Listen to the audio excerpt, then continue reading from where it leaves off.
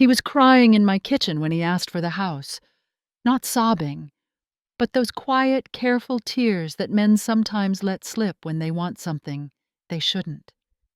He wouldn't meet my eyes, just kept staring down at his hands on the table, the same table he used to do homework on when he was 12. Said the house meant everything to him. Said he couldn't imagine it going to anyone else if anything ever happened to me. I remember reaching for a napkin and sliding it across to him, and he laughed, this short, embarrassed sound, like he'd surprised even himself. Then he looked up and said the words that have been repeating in my head for over a year now. "If you sign it over, I swear I'll come by every Sunday. Me and the kids. It'll be good for them. For you too." I nodded before I could think. I wanted to believe him. My name is Evelyn Mercer. I'm 80 years old and I don't talk much these days, not unless someone asks me something directly. But I'm going to say this now because it's been sitting heavy on my chest. I gave my son the house he was born in, the house I worked for, held together, cried in, and made beautiful. And after I handed it over, I never saw him again. This is what I've been too ashamed to say out loud until now. It started the day he came to me with tears in his eyes and promises in his mouth. It started at the kitchen table, with his hands shaking, just slightly, and me wanting to believe he still needed me, wanting to believe I still mattered. That's the beginning. The papers were signed that Friday. We went to a little office near the courthouse where the air smelled like dust and old carpet. Michael wore a navy polo shirt I hadn't seen before. I complimented it and he smiled faintly, but didn't say where it came from.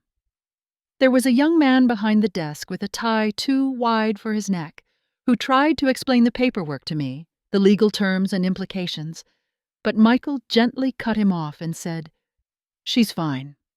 We've gone over everything." I hadn't gone over anything, not really. He told me I'd still be taken care of, that nothing would change except the name on the deed. The pen felt too light in my hand. It skidded across the paper with no resistance, like it couldn't wait to be done. My signature looked smaller than usual. I told myself it was just the lighting. Michael clasped my hand afterward and said, "You won't regret this, Mom. This means so much." I told him I knew, and I thought I did. The next day I scrubbed the kitchen from top to bottom. Not that it needed it, but I wanted everything to shine. I brought out the embroidered cloth I kept for holidays and ironed it smooth over the table. The good dishes were dusted off, and I baked a pie. Peach, his favorite. I sliced the fruit carefully, even though my fingers were slower now. The crust came out a little uneven on one side, but it smelled like it always used to. Warm and buttery, with just the right hint of cinnamon. I set it on the windowsill to cool, like something out of a postcard. Sunday came, and I got dressed early. I wore the cardigan with the pale green buttons because he once said it reminded him of spring. I brushed my hair back into a low knot, pinned with the silver clip he gave me when he was 13 and still thought birthdays were worth saving for. Then I waited. I sat by the window, the one that looked out on the street, and watched each car that passed.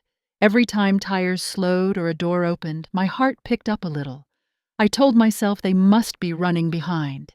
Kids take time. Maybe they had to stop for snacks. Maybe there was traffic near the parkway. By noon, the pie was still untouched.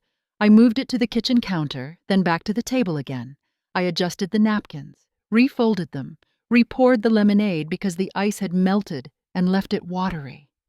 When the sun started to slope across the front lawn, casting long shadows through the lace curtains, I told myself they must have gotten caught up. I called his phone. It rang and rang, then went to voicemail. I didn't leave a message. I thought maybe they were just around the corner. By evening, I wrapped the pie in foil and slid it into the fridge. I didn't eat. I didn't turn on the lights. I just sat there until it got too dark to see out the window. That was the first Sunday. The first of many. The next Sunday I baked again.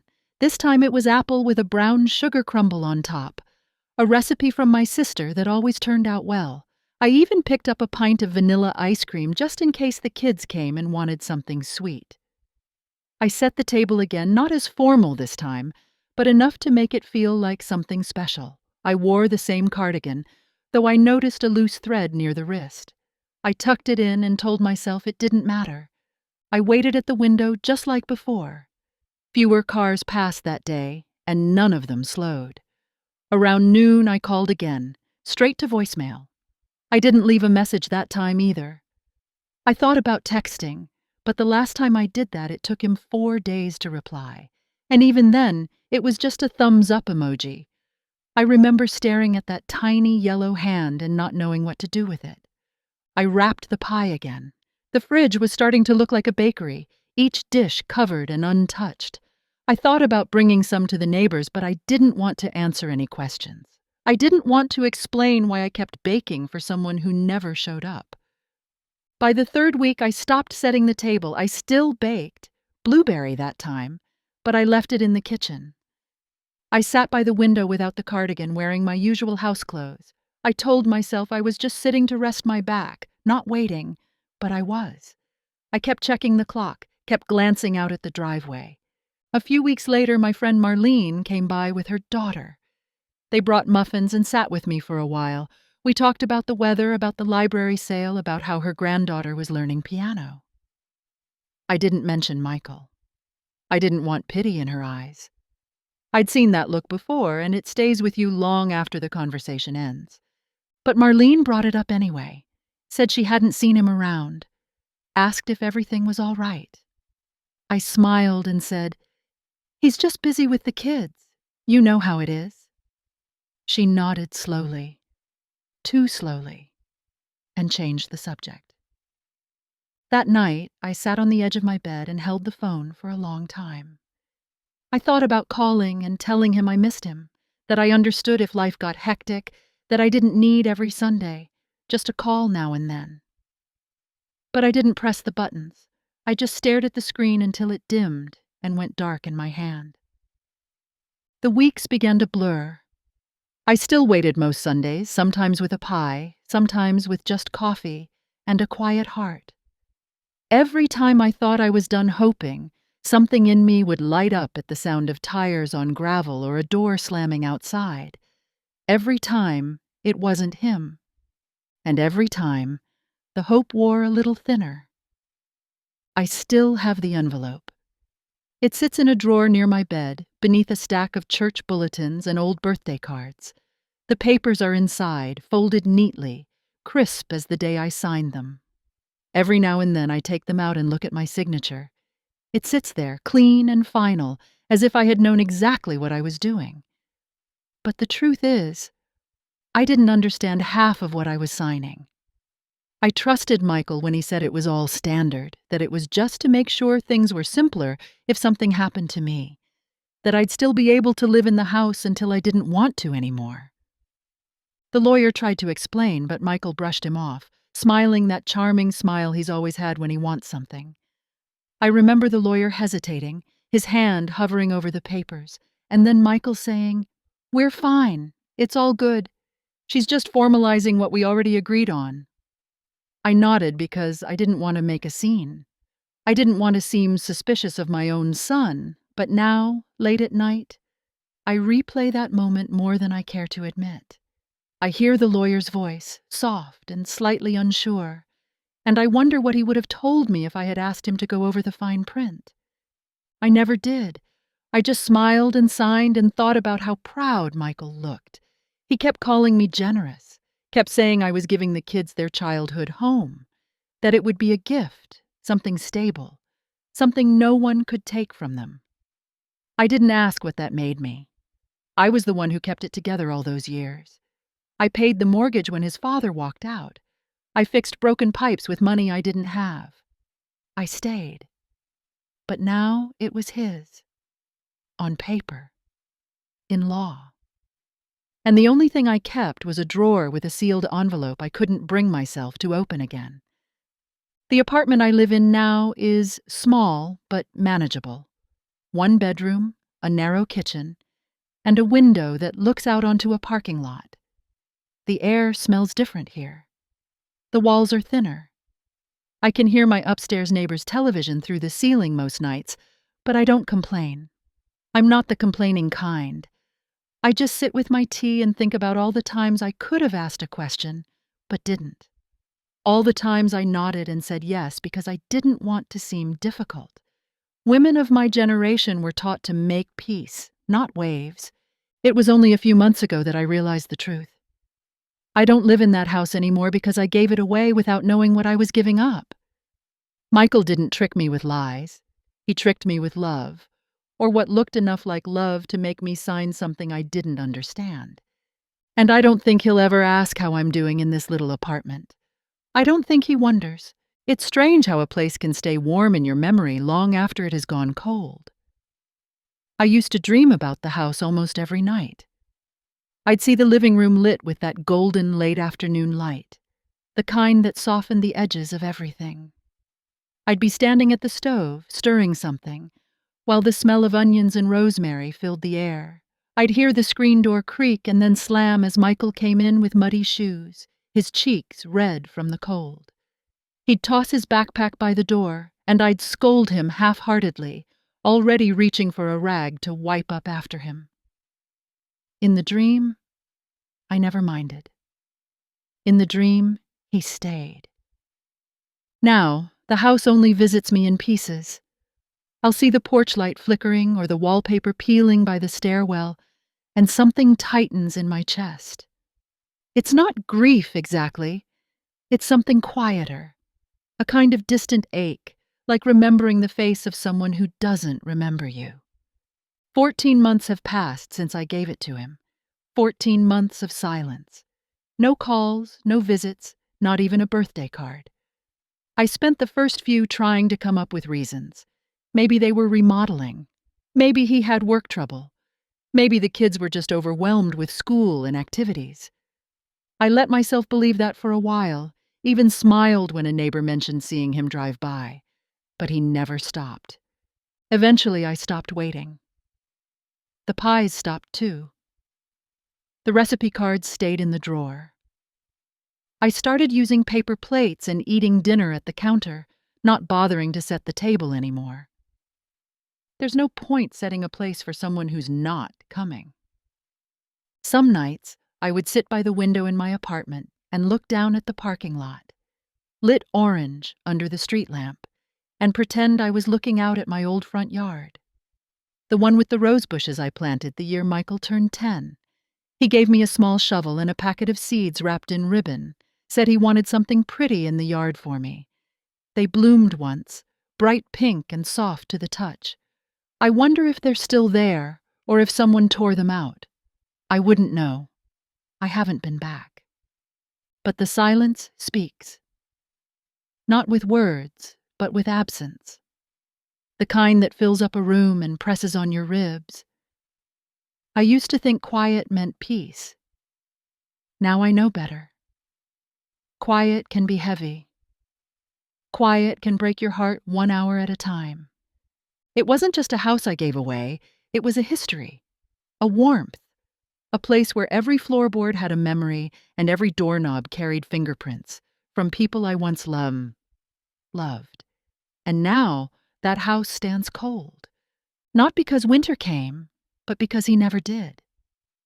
It took me 14 months to go back. I don't even remember making the decision. One morning, I just found myself getting dressed without thinking about it too much. I chose a plain sweater, the gray one with soft sleeves, and tied my shoes slowly. There wasn't any grand plan, no letter to deliver or confrontation in mind. I didn't even bring a pie. I just picked up my keys and started driving.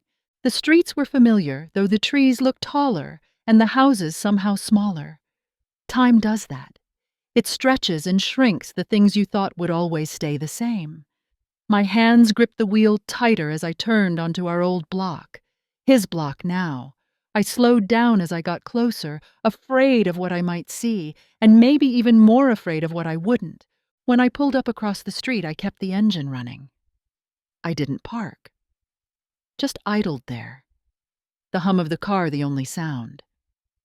My heart was beating faster than I expected, not because I thought he might come out, but because I realized deep down I didn't want him to. The porch looked smaller than I remembered. The light above the door was out, the bulb long dead or maybe unscrewed. The blinds were closed tight across the front windows, not even a sliver of sunlight showing through. No bikes on the lawn, no shoes by the door, no sounds of children playing. It looked like a house asleep, or maybe just abandoned. I sat there for 20 minutes. I counted each one. I thought maybe someone would drive up, that I'd see his car or maybe one of the kids come running out. But nothing happened. A cat crossed the lawn once, but that was all. I didn't cry. I thought I might, but the tears didn't come. What I felt wasn't sharp enough for that. It was something quieter. Numbness with a bitter edge. At one point, I reached for the door handle. My fingers brushed the metal and then froze. I could have gotten out, walked across the street, knocked. But what would I say? What could I possibly ask that wouldn't already have its answer sitting in the silence between us? So I stayed in the car. Watched the house. Watched the place I had once filled with noise and warmth sit there like a shell. My reflection in the rearview mirror looked tired, older than I remembered. The kind of tired that doesn't go away with sleep. Eventually, I shifted into gear and pulled away. I didn't look back right away. When I finally did, it was just a glance at the porch one more time. Still no light, still no sign of life. And I knew then, standing on that sidewalk in the car that had become my only space left, that he would never know I had come. And he never needed to. Michael used to be afraid of the dark. When he was a little boy, maybe 5 or 6, he'd scream if the hallway light was off when he woke in the middle of the night. I started leaving the porch light on back then, even when he wasn't going outside.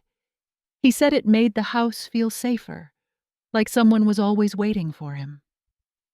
I remember changing the bulb one winter night, standing on a rickety old stool in the freezing cold, just to make sure that light was glowing by the time he came home from his friend's house. He ran up the steps with red cheeks and cold fingers and told me I was the best mom in the world. I believed him. I believed everything he said back then. The porch light was never just a bulb in a fixture to me. It was a symbol. A little beacon that meant home was still here, that someone was still keeping the place warm and ready. When I pulled away from the house last week and saw it dark, something inside me shifted, not sharply, not dramatically, just a slow turn of the heart, like realizing the kettle's gone cold. It occurred to me that he hadn't changed the bulb, that he hadn't noticed it went out. Or maybe he had, and decided it wasn't worth replacing. Either way, the meaning was the same. He didn't need the light anymore. He wasn't afraid of the dark now, or at least not the kind that comes with empty rooms and drawn curtains. Maybe he was only ever afraid of being seen, of having to look me in the eye after what he did. I used to think if I could just see him face to face, I'd understand. That maybe there was a reason for the silence, something he couldn't say over the phone. But seeing that porch light out told me everything I needed to know. He had moved on. He had taken the house and cut the cord that tethered it to me. What used to be ours was now just his, and I was no longer the one waiting up for him. I thought about the promises he made that day in the kitchen, about Sunday visits and homemade pies and the kids running through the yard. I had imagined their laughter echoing down the hallway again, their feet pounding the same wooden floors their father once did. I held on to those pictures in my mind for so long that it hurt to admit they were just that. Pictures. Not real. Not happening. Not coming true. That light had always been my way of saying, "Come home." Quietly. Without pressure. Just an open invitation, but now I see that no one's looking for the light anymore. And even if they were, I'm not the one who controls the switch now. The house still stands, but the welcome is gone. And so is he. I stopped baking on Sundays. It wasn't a conscious decision. One morning I woke up, walked into the kitchen, and realized the pie dish hadn't been used in weeks. I didn't reach for it. I didn't even open the cupboard. Instead, I made a cup of tea and sat down at the little table by the window, letting the light filter through the thin curtains. The calendar still marked Sundays with a soft pencil circle, but I stopped looking at the dates altogether. Days blended now, one into the other, like ripples in still water that never quite reach the edge. The silence of Sundays used to be the hardest. They had once held promise, a sense of waiting, laced with hope, even when that hope was shrinking. But now they carried nothing. Not disappointment, not expectation. Just quiet. I would sweep the floor, wipe the counter, fold the towels, and wonder how a day could hold so much space. I stopped answering the phone. Not that it rang often. When it did, it was always someone selling something or a nurse from the clinic confirming an appointment. Never Michael. Never the grandkids. Once, I passed by the bakery aisle in the grocery store and reached out to touch a box of frozen crusts. I stood there for a moment, remembering the weight of butter in my hands, the way flour clung to my apron, but I didn't put it in the cart. I turned away and picked up a small frozen dinner instead, something easy, something meant for one. I gave away the old recipe books not long after that. A young woman from the church was collecting donations for a shelter program. She smiled and said thank you as I handed over the worn stack, the pages marked with notes in the margins. I didn't tell her those books once fed my family. I didn't explain why my hands trembled a little when I let them go. I just nodded, shut the door, and stood in the quiet hallway for a long time afterward. There's a kind of grief that doesn't come with tears. It just settles into your bones, like cold weather in October. You carry it without realizing it, adjusting your movements to make space for the weight. I don't cry over the house anymore. I don't flinch when someone mentions Michael's name. But every now and then I'll find myself staring at the clock on a Sunday afternoon, and I'll realize hours have passed without me noticing. And I'll remember that once, not long ago, I used to count those hours waiting for a knock that never came. Now I let the minutes pass without ceremony. I sip my tea. I water the little plant by the window. I fold the paper and set it down.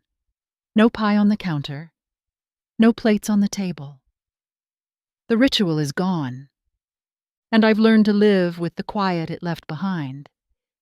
There's a photo that sits by my window, propped in a wooden frame with tiny carved leaves along the edge. It's of Michael when he was around 9, standing on the front porch in his Sunday clothes. His shirt is wrinkled, his hair slightly damp from the comb, and he's holding a frog in one hand, like a trophy. He's smiling wide, eyes full of mischief and sunlight. I remember that day so clearly. He begged to bring the frog inside, and I said no, but later that evening, I found it in the laundry room sink anyway. I keep that photo close, not because I need to be reminded of who he was, but because it helps me remember who I was. The mother who chased him barefoot across the yard, the one who sat cross-legged on the floor, gluing googly eyes to school projects. The woman who stayed up late ironing his shirts for school pictures, who learned to cook his favorites from scratch, even when the bills were tight. That woman is still in here somewhere, even if no one calls her mom anymore. Some mornings I sit near the window with my tea and talk to the picture like it's a person. Not full conversations, just soft observations. I tell him what the weather is like, that the woman down the hall got a new cat, that the lilacs are starting to bloom again, even though I only see them on my walk to the mailbox now. It's silly, I know, but sometimes speaking into the silence makes it feel less hollow. I don't think Michael has a picture of me anywhere. Maybe an old album boxed up in a closet, unopened and dusty. Maybe not even that. I used to send holiday photos of the house, the tree all lit up, the wreath on the door, little notes folded inside with updates, and love. I stopped a few years before the house was signed over.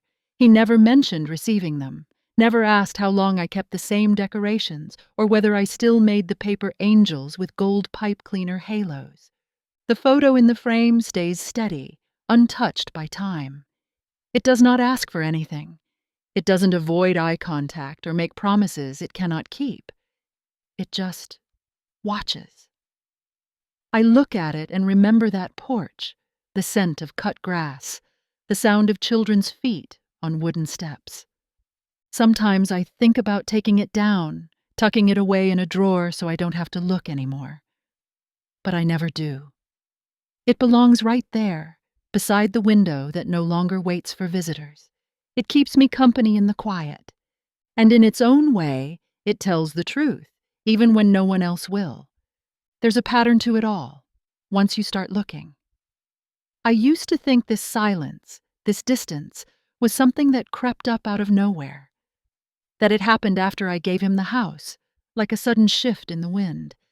But the truth is, it started long before that. I just didn't want to see it.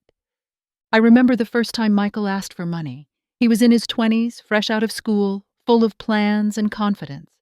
He needed help with a down payment on a car. I dipped into the savings account I kept for emergencies. It felt good, even generous, to be needed that way. A few years later, it was help with rent, then again when he lost a job. I told myself it was temporary, that he was just going through something, that he'd get back on his feet soon. But it never stopped. There was always another reason, another crisis, the bills, the kids, the unexpected repairs. And every time, he promised something in return, a visit, a phone call, a birthday lunch.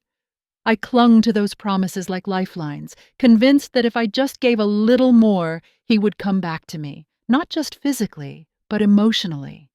The boy I raised would remember. Looking back now, I see how many times I accepted breadcrumbs and convinced myself they were a feast. A quick call on Mother's Day with noise in the background, a rushed visit that lasted under an hour, the occasional text that said he was thinking of me but couldn't talk, and always the underlying suggestion that I was lucky he still reached out at all. It's painful to admit, but I see now that love, in his eyes, became something transactional. I provided. He accepted. And affection was granted like a tip, not something shared between equals. I used to wonder what I did wrong, whether I held on too tightly, gave too much, or not enough. But I realize now, it wasn't about me. It was about what he learned to expect. That I would always be there. That I would never say no. The house was the final gift in a long line of silent surrender. I gave it with the hope that this time would be different, that he'd keep his word, that I'd hear laughter in those rooms again. But it wasn't different. It was just the end of the same story I had been living for years. Now I sit with that knowledge, not with anger, but with clarity, a kind of steady truth that doesn't need to shout. I see him clearly now, and for the first time I see myself too, not just as a mother, but as a woman who deserves more than being remembered only when something is needed. It came to me in the middle of the night. I couldn't sleep, and the air in the apartment felt heavy, like something unspoken was taking up space.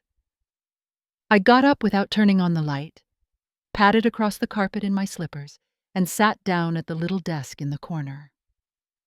The drawer creaked as I opened it, and I pulled out a sheet of plain, lined paper, the kind I used to write grocery lists on. I smoothed it down with both hands, picked up a pen, and started writing. "Dear Michael," it began. The words came slowly at first. I wasn't angry when I wrote them. I didn't scold or accuse. I just told the truth.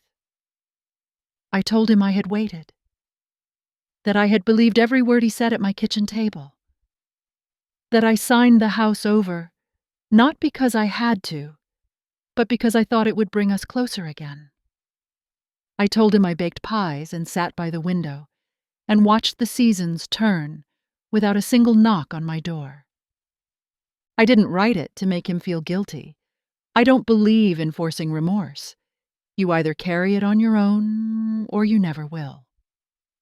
But I wanted him to know that I saw everything now, that the silence wasn't invisible, that his absence wasn't unnoticed.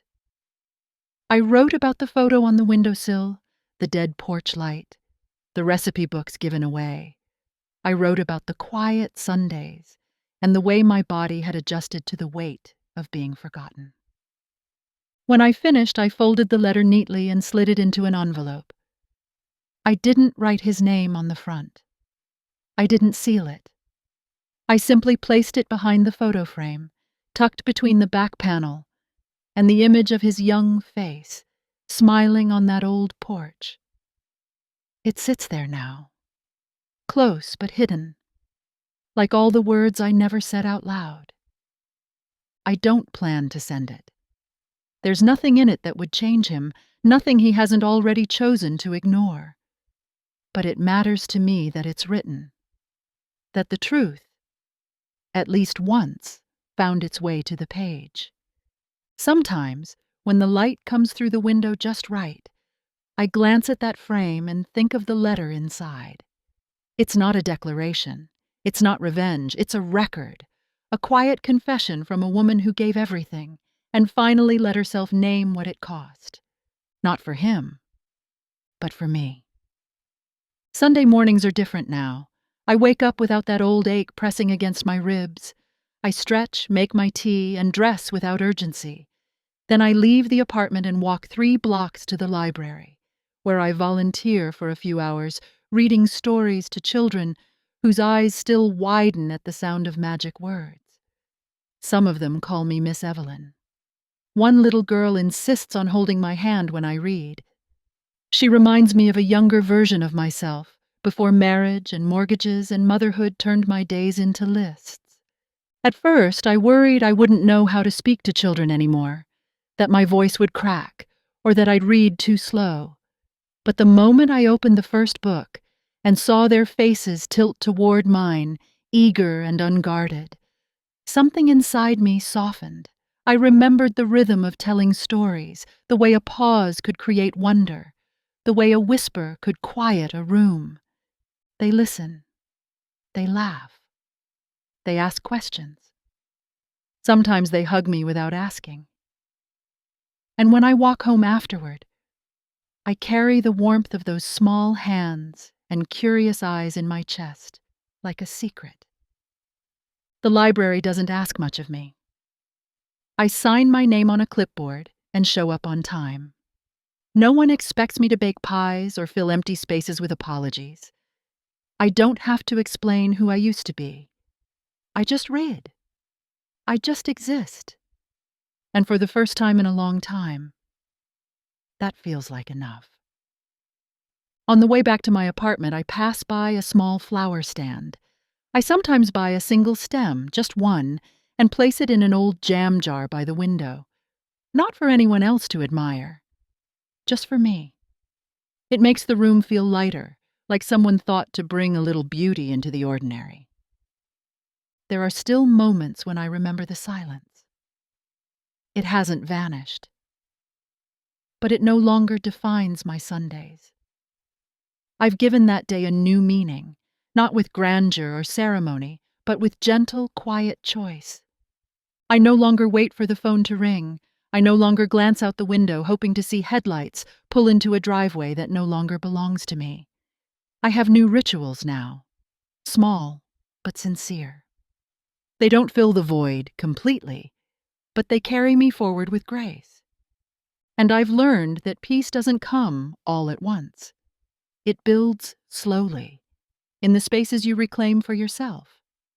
Sometimes, all it takes is a story and a child's laughter to remember you are still here, still seen, still worth showing up for.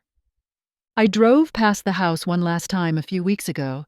It was a quiet, overcast afternoon, the kind where the light feels filtered and soft, like the world is speaking in hushed tones. I hadn't planned the visit. I was returning from the market and took a turn without thinking. Before I knew it, I was rounding the corner of the block, the street narrowing into something too familiar to ignore. The house looked the same in shape, but something in the air had shifted. The porch, once a place of welcome, seemed smaller. The paint on the railing was starting to chip. The grass was patchy, uneven, and the rose bushes I planted all those years ago were either cut back or gone. No toys scattered on the lawn, no signs of children, just stillness and a few empty flower pots near the steps. This time, I didn't stop. I kept my hands steady on the wheel, eyes forward. I slowed down slightly, enough to notice but not enough to linger. The porch light was still out. I realized then it hadn't just gone dark. It had gone unnoticed, unimportant.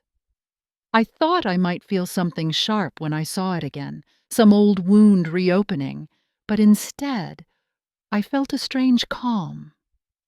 That porch had once been a symbol to me, a place of promises, of returns, of waiting. Now it was just wood and nails and peeling paint. It wasn't sacred anymore. It was just another piece of a past I had outgrown. I realized I no longer needed it to mean anything. I didn't need the house to be a shrine to all I had given. I didn't need the porch to hold the weight of my forgiveness or my hurt. I had carried it all for too long, and now it could stay behind, settled into the earth like the roots of a tree that no longer bears fruit. Driving away, I didn't look back. Not even once. I turned at the stop sign and moved forward with a kind of quiet pride, the kind that doesn't need an audience, the kind that lives in the bones of women who've weathered storms without ever raising their voice. It was never about the porch, or the house, or even the promises. It was about believing I still mattered, still belonged. And the truth is, I do. Just not there. Not anymore. Peace is not loud. It does not arrive with applause or grand declarations. It slips in quietly, like sunlight through a half-closed curtain. You don't always notice when it begins. Sometimes it takes root in the absence of pain, in the calm that follows when you stop expecting what will never come. That is what peace has become for me. It is the freedom from waiting, the soft exhale of no longer needing to be needed by someone who chose not to see me. It is making tea and not watching the clock. Folding laundry without listening for footsteps. Walking through my small apartment and feeling whole, not half finished. There are days I still think of Michael. Not with anger, not even sadness most of the time. Just with a kind of distant tenderness, the way you remember a favorite book you once loved but can no longer read. I wish him well, wherever he is. I hope the house gave him something he was looking for, even if it cost me more than I knew. But my life is no longer about that house, or him, or what I gave away. It is about the library on Sunday mornings, the child who asks me to read the same story 3 times in a row, the plant that grows crooked but green on the windowsill, the old frame with a letter tucked behind it that no one but me will ever read. It is about making soup on quiet evenings and humming to myself as I stir. It is about the steady rhythm of ordinary things that no longer ache. There is a strength that comes from surviving what you thought might break you. A quiet strength, invisible to most, but steady as stone. I carry that now. Not as armor, but as something softer. A reminder that I am still here, still me, still enough. I may not have the house. I may not have the family dinners or the porch light glowing in the evening, but I have peace. I have the truth. I have the knowledge that I gave what I could, and when it was taken, I learned to give back to myself. And in that quiet return, in that small reclaiming of my own heart, I found something even better than what I lost. I found freedom. I found peace at last.